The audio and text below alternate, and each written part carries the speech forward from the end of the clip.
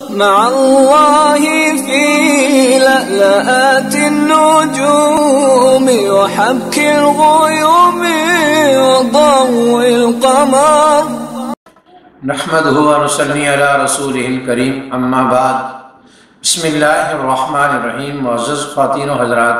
السلام علیکم ورحمۃ اللہ وبرکاتہ۔ میں آپ کی خدمت میں حاضر ہوں پروگرام سنہری باتوں کے ساتھ، اور آج ایک سائل نے سوال کیا ہے، نماز کی سنتوں کا وقت کب شروع ہوتا ہے اور کب تک رہتا ہے؟ ایک بات، کیا فرض نماز اور سنتوں میں وقفہ آنے سے سنتیں ختم ہو جاتی ہیں یا باقی رہتی ہیں؟ معزز خواتین و حضرات، اس بات کو ذرا یاد رکھیے، جب فرض نماز کا وقت شروع ہوتا ہے تو فرض نماز کے وقت کے ساتھ ہی فرض کے ادا کرنے سے قبل جو سنتیں ہوتی ہیں ان کا وقت بھی اسی وقت شروع ہو جاتا ہے۔ مثلا صبح صادق سے صبح کے فرضوں کا وقت شروع ہو جاتا ہے، اسی طرح صبح کی سنتوں کا وقت بھی اسی کے ساتھ شروع ہو جاتا ہے، اور بعد کی سنتوں کا حکم یہ ہے جب تک فرضوں کا وقت باقی رہتا ہے اس وقت تک سنتوں کا وقت بھی باقی رہتا ہے۔ اور اس کے علاوہ دوسرا مسئلہ یہ ہے کہ سنتوں اور فرضوں کے درمیان اگر فاصلہ آ جائے تو پھر اس فاصلے سے سنتیں باطل ہو جاتی ہیں۔ یاد رکھیے، فرضوں اور سنتوں میں فاصلہ آنے سے سنت نماز باطل نہیں ہوتی۔ نبی کریم صلی اللہ علیہ وسلم کے متعلق متعدد احادیث میں یہ بات ملتی ہے کہ آپ علیہ السلام سنتیں پڑھ کر بھی باتیں فرما لیا کرتے تھے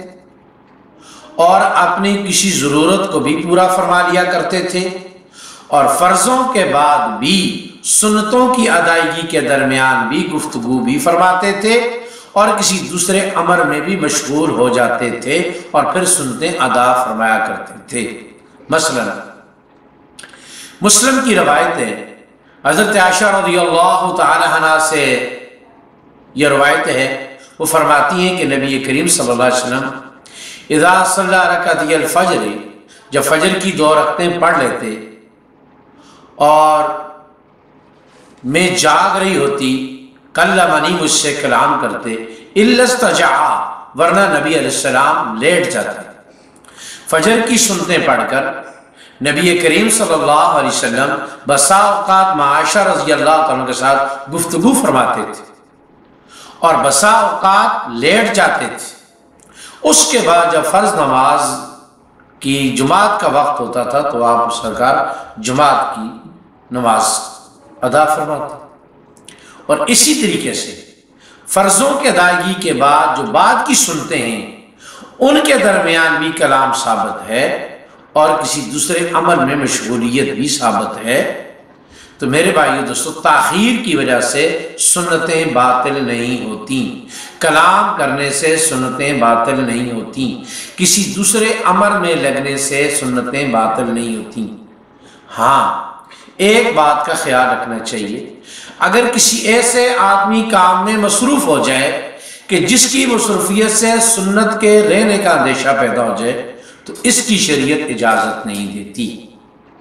اس موقع پر شریعت یہ کہہ رہی ہے کہ پہلے سنتیں ادا کر لو، اس کے بعد اس کے کام کو یکسوئی سے کر لو تاکہ سنتیں بھی ادا ہو جائیں اور اپنی ضرورت کا کام بھی بر وقت ہو جائے۔ اللہ رب العزت کی ذات کہنے سننے سے زیادہ عمل کی توفیق نصیب فرمائے۔